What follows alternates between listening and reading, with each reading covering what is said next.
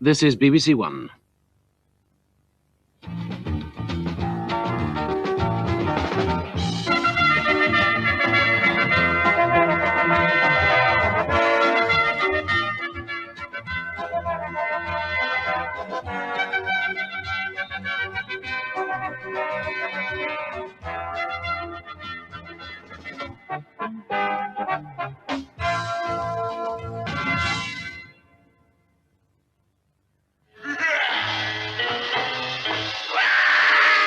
Screaming Lord Sutch, self-styled 5th Earl of Harrow, where he lives with his mum, pop singer, songwriter, politician, fashion designer, and arch exponent of the sort of calculated buffoonery that guarantees press coverage. But as of 2 o'clock today, that piercing scream may have been silenced. Screaming Lord Sutch has had his tonsils out, and he's now thinking of changing his name to Whispering Lord Sutch and giving up singing. Christopher Rainbow popped in to see him this morning.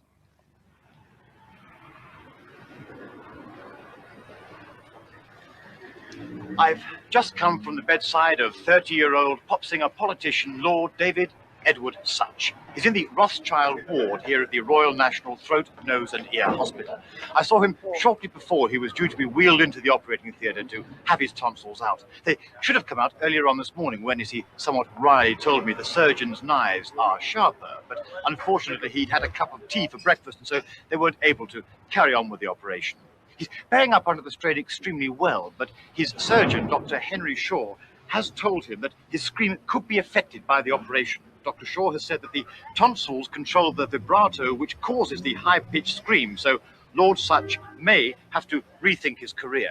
In fact, he's already had to start rethinking it, because shortly before he entered hospital, he just finished making an LP, complete except for the screams. And he told me, somewhat sadly, if I cannot scream after the operation, I will have to hire a professional screamer, but I will pay him full union rates. The show must go on. That urgent report from Christopher Rainbow. So now, an expectant world will have to wait at least 5 days before we know whether or not Sutch's inimitable screech has been lost forever. But one thing already seems clear: the days of Sutch as a headline catcher are numbered. He slipped into hospital almost unnoticed. However, before Lord Sutch disappears into the virtual anonymity of managing groups, we thought we'd take a look back over his career. Sutch began to catch the headlines in 1964 when he ran the pirate radio station Radio Sutch from a wartime anti-aircraft gun fort in the Thames estuary. He boosted listening figures with late-night reading from Lady Chatterley's Lover. Sutch's real claim to nationwide notoriety came in July 1969, when he turned up at Willesden's Court in London in a leopard-skin leotard and sandals and carrying a caveman's club. The judge hearing the case, about £101 which Sutch was alleged to owe a hire purchase company, asked him if he always dressed like that. Sutch said he did, so they simply got on with the case. From then on, Sutch had established himself as a godsend for Fleet Street editors with gaps to fill. In April 1966, he complained that he was going to sue the French police for £500 because an 8-foot axe they'd confiscated from him had subsequently been stolen. In June 1966, he announced plans to marry actress Genevieve at Westminster Abbey. 48 hours later, she announced that the engagement was off and that her manager had made her sign a sworn statement never to fall in love again. And then in September 1966, Sutch was back in France making news. This time the Foreign Office objected to his billing himself as Lord Sutch at a pop concert. In 1967, Sutch offered £2,500 for Radio London, which he'd formerly owned, and followed that up by changing his name by deed poll to Lord Sutch. A policeman at the House of Lords told him to come back on visiting day when he turned up to take his seat.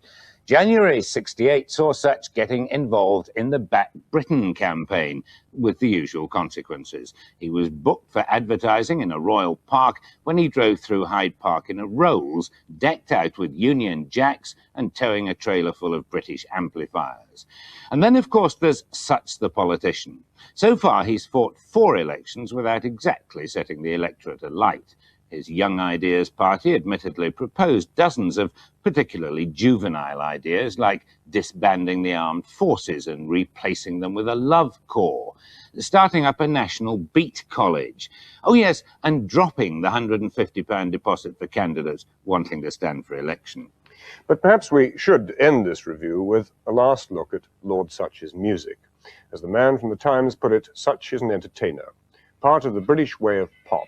Who cares if he actually can't sing?